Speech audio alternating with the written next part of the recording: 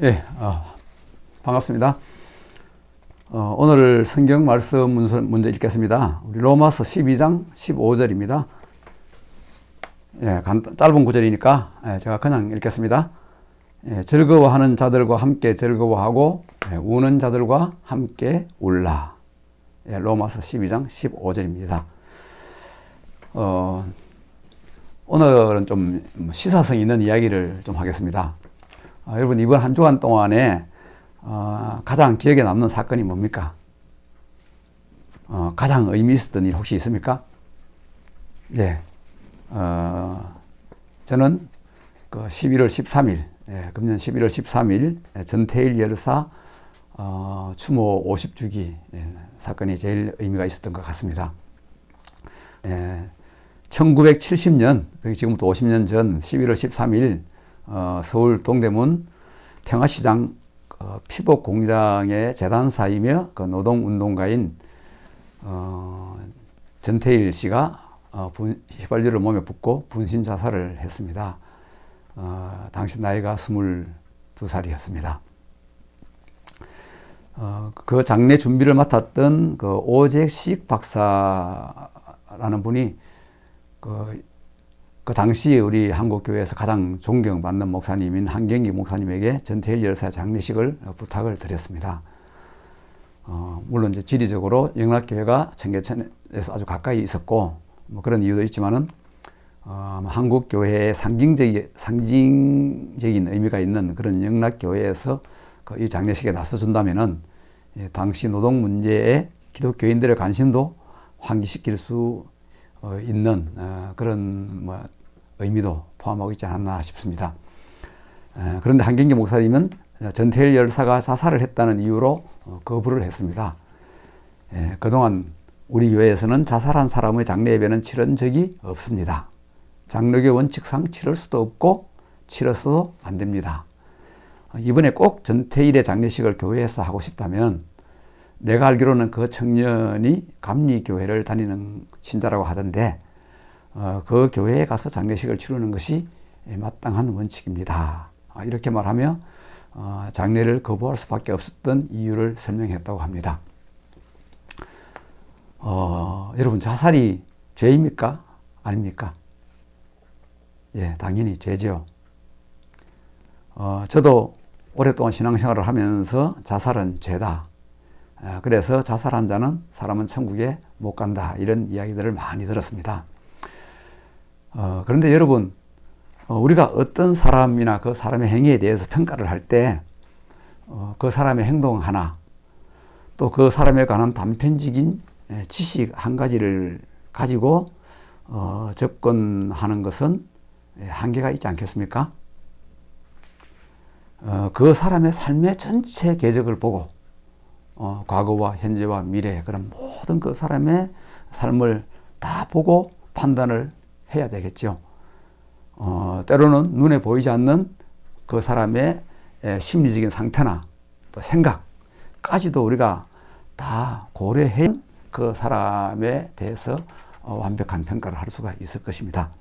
그런데 이건 하나님이 아니고는 불가능한 일이잖아요. 그런 의미에서 오늘 저는 그 오래전 이야기고 또 어쩌면 여러분들은 또 잘 모르는 이야기일 수도 있겠지만은 이 50년 전에 있었던 이 사건의 속을 좀 들여다 보겠습니다. 전태일이 평화시장 노동자로 살았던 1960년대 후반입니다. 그 시기는 우리 이제 박정희 대통령이 이제 군사 쿠데타를 해서 이제 정권을 차지하고 근대화가 본격적으로 시작되던 그런 시기였습니다. 공업화의 진전에 따라서 이제 공장 노동자들의 수가 아주 급증을 하고 그래서 이제 전태일이 일하던 이 평화시장 일대 노동자 수가 약 2만 명을 헤아리게 된 그런 때였습니다. 60년대 공업화 전략은 요즘처럼 반도체 이런 게 아니고 섬유였죠. 그리고 그 섬유 중에서도 특별히 의류 산업. 그런데 이 의류 산업의 중심에는 바로 이 평화시장이 있었습니다. 당시 평화시장과 그 주변에서 공급하는 그 기성복이 전국에 한 70% 정도 공급하니까 그러니까 의류 산업의 메카라고 볼 수가 있습니다. 하지만 이런 평화시장 일대 번영이나 업주들의 치부와는 대조적으로 거기에서 일하는 노동자들의 근로조건이라는 것은 실제로 매우 참혹했습니다. 첫 번째 이제 그 근로시간을 보면은 아침 8시 반에 출근을 하면은 보통 11시 정도에 퇴근하는 것이 일반적이었습니다. 그러면은 하루에 14시간 내지 15시간을 이제 일하는 셈이죠. 일거리가 밀리면은 또 거기다가 이제 야간 작업을 하기도 하고요. 또 어떤 경우에는 2, 3일 정도를 낮밤 없이 일을 하기도 했습니다. 그래서 업주들은 이 어린 시다들에게 잠 안 오는 약을 먹이거나 주사를 놓아가면서 반미를 시키기도 했습니다. 한 달을 통틀어서 쉬는 휴일은 이틀인 경우가 대부분인데 그것도 꼭 지켜지지는 않았습니다. 노동자들이 그러면 이제 이렇게 일을 하고 받는 임금은 어느 정도 되었을까요? 자금량에 따라서 지급되는 그런 도급제를 실시했는데 이제 그러다 보니까 당연히 이제 더 생활고에 쫓기는 이제 노동자들은 이제 불가피하게 장시간 노동을 할 수밖에 없었죠. 이제 한 개당 얼마라는 가격을 미리 정해놓고 이렇게 일을 하는 것이 아니라 일이 다 끝난 이후에 업주가 일방적으로 그 가격을 정하는 겁니다. 그래서 이제 그 제일 밑에 말단 시다의 경우에는 월급이 한 달에 한 1,800원 내지 3,000원 정도였다고 그럽니다. 당시 금액으로. 이제 일당으로 계산하면은 하루 14시간 일해서 70원 내지 100원. 당시 이제 커피 한 잔 값보다 약간 더 되는 가격 정도였답니다. 그런데 이제 작업 환경이라는 게 또 이제 말할 수 없었는데요. 이제 업주들이 경비를 최소화하기 위해서 이제 다락방을 만들어서 이제 여기에다가 이제 기숙을 시키는데, 그러니까 이 다락방이라는 게 뭡니까? 한 층을, 그러니까 칸을 인위적으로 쳐서 두 층으로 나누는 거죠. 그러니까 천정이 낮아가지고 허리를 펴지도 못하고, 또 환기 시설도 없어서 이제 좁은 공간에 최대한 많은 사람을 유치하다 보니까 호흡기 질환, 피부 질환, 이런 병들을 많이 앓았습니다. 그런데 이제 당시 그 전태일 씨는 이제 예수 믿는 청년이었는데, 그 10서너 살 되는 이런 이제 여직공들, 자기 동생 같은 그런 아이들에게 특별히 연민의 마음이 많았던 것 같습니다. 전태일 평전을 쓴 그 우리 조영래 변호사의 이제 글에 보면은, 집까지 오는 버스를 타는 대신에 다락방 공장의 시다들에게 풀빵을 사서 먹이고, 자기하고 자기 동생은 그 12km나 되는 거리를 걸어서 집으로 돌아온 그런 이야기가 소개되기도 합니다.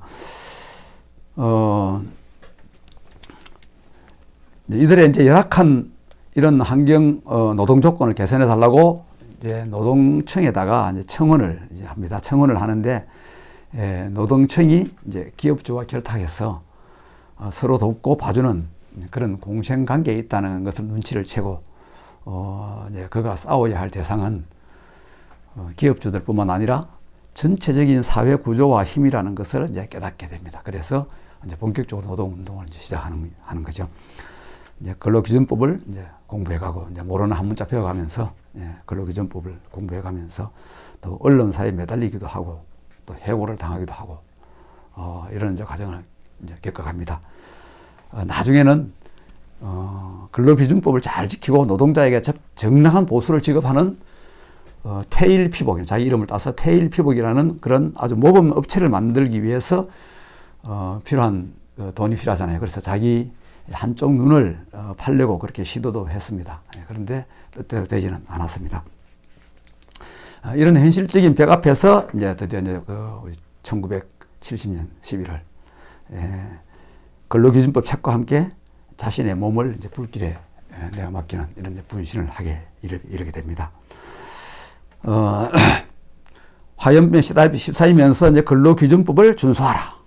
우리는 기계가 아니다. 일요일은 쉬게 하라. 노동자들을 혹사하지 말라. 이제 이런 구호를 외치면서 쓰러졌습니다. 그리고 내 죽음을 헛되이 하지 말라는 마지막 말을 남기고 응급차에 실려서 가서 결국은 이제 숨지고 말았습니다. 그 어머니 이름이 이제 이소선 씨인데 그 어머니는 태일이는 투사를 하려고 죽지도 않고 열사를 하려고 죽지도 않았습니다. 정말 그 사람들을 어떻게 해서 내가 돌볼 수 있을까? 그런 생각에서 노동청에 댕기다가 자기 힘으로 부닥치니까 그런 선택을 했을 것이라고 밝히기도 했습니다. 전태일 실록을 쓴 그 최재영 목사님은 전태일 열사는 단순히 현실에서 희망을 보지 못하고 비관했기 때문에 자신의 몸을 불살한 것이 아니라 고통받는 동료 노동자들에 대한 연민과 부조리한 현실을 타파하기 위한 신앙적인 결단으로 이렇게 했다고 밝히기도 했습니다. 그렇게 단언을 했죠. 1970년 4월, 그러니까 이제 죽기 한 7개월 전에 작성한 글에서는 노동자들이 겪고 있는 참담한 현실을 이제 토로한 글도 있습니다. 나이가 어리고 배운 것은 없지만 그들도 사람, 즉 인간입니다.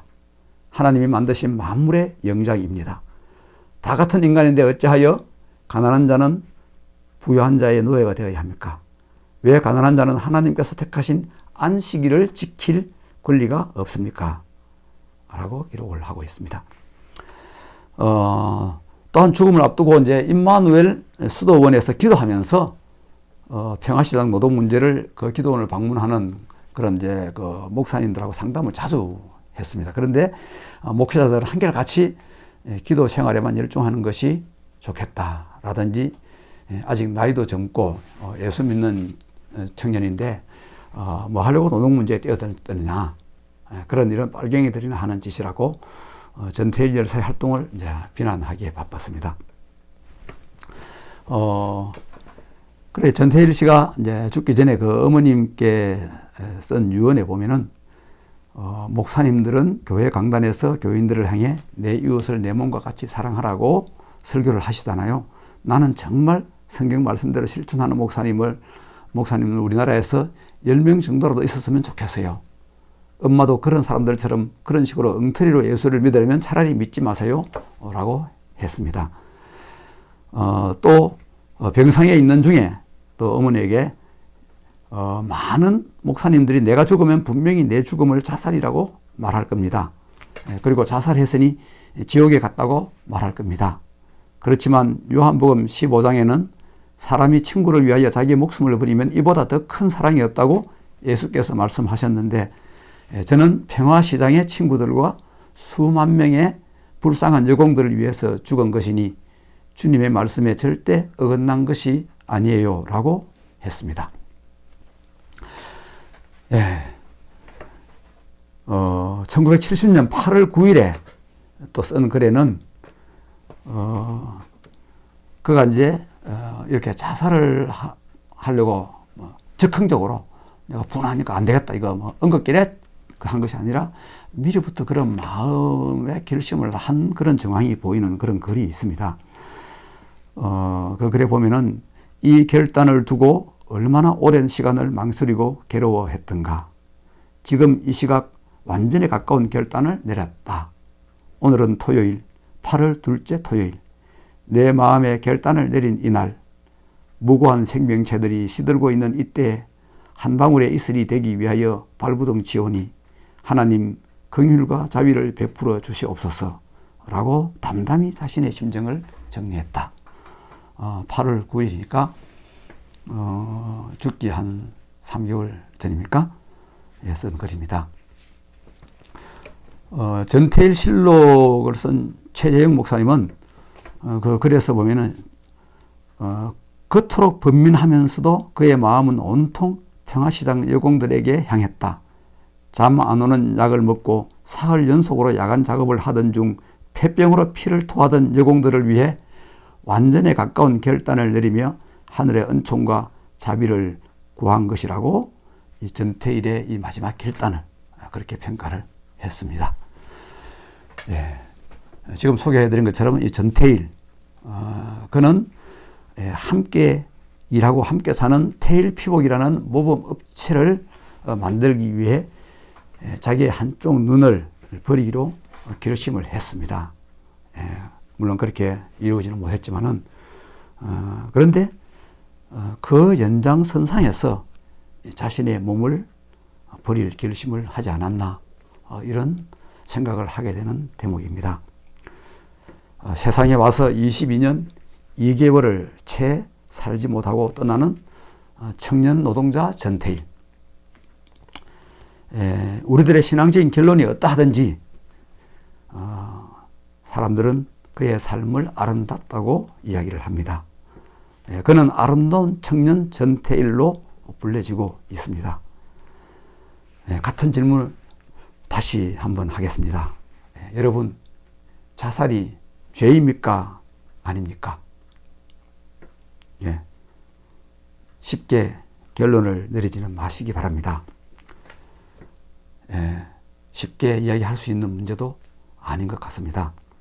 그 사람의 생활 전체를, 생각 전체를 온전히 다 알 수 없는 상황에서 섣불리 우리가 어떤 판정을 내린다는 것, 이것은 사치스럽고 또 때에 따라서는 어쩌면 폭력이 될 수도 있는 그러한 위험이 있지 않나 생각이 됩니다. 시인 윤동주는 우리가 잘 아는 시인 윤동주는 쉽게 쓰여진 시를 부끄러워했습니다. 쉽게 결론 내려지는 우리들의 신앙도 부끄럽습니다. 욥의 친구들은 참 좋은 사람들입니다. 욥이 어려움을 당할 때 그 먼 길을 달려와 오랜 기간을 그와 함께 있었습니다. 그 정도의 친구가 되기도 쉽지 않습니다. 그런데 그런 친구들마저 욥의 고난에 대해서 종교적인 변정으로 쉽게 결론을 내렸습니다. 네가 죄를 범하였으니 그런 벌을 받은 것이라고 말했습니다. 욥과 친구들과의 이 논쟁 속에서 하나님은 욥의 손을 들어주셨습니다. 욥에게는 있는데 그 친구들에게는 없는 게 하나 있습니다. 그게 무엇일까요? 욥에게는 있는데 그 친구들에게는 없는 것. 그건 바로 욥이 경험한 비참한 현실입니다. 그들은 욥이 경험한 고난의 자리에 한 번도 가본 적이 없습니다. 우리들의 신앙이 쉽게 해석하고 분석하고 평가하는 그런 자리를 지나서 이해하고 공감하고 함께 있어주는 그런 자리에 이룰 수 있었으면 참 좋겠다 생각을 해봅니다. 우리 이번 주간에 전태일 열사의 추모 50주기를 생각하면서 웃는 자들과 함께 울고 우는 자들과 함께 울라는 사도 바울의 이야기 생각하면서 우리들의 신앙이 한 단계 더 높아지는 그러한 자리에 도달하면 좋겠습니다. 기도하겠습니다. 하나님 아버지, 우리로 하여금 어떤 사람에 대하여 어떤 사건에 대하여 쉽게 신앙적 결론을 내리는 잘못을 범하지 않게 해 주십시오. 그 사람의 자리에 앉게 하시고 그 사건의 중심을 찾아가는 사람들이 되게 해 주십시오. 비 오는 날 우산을 들어주는 사람이 되기보다 함께 비를 맞아주는 사람이 되게 해 주십시오. 예수님의 이름으로 기도드립니다. 아멘.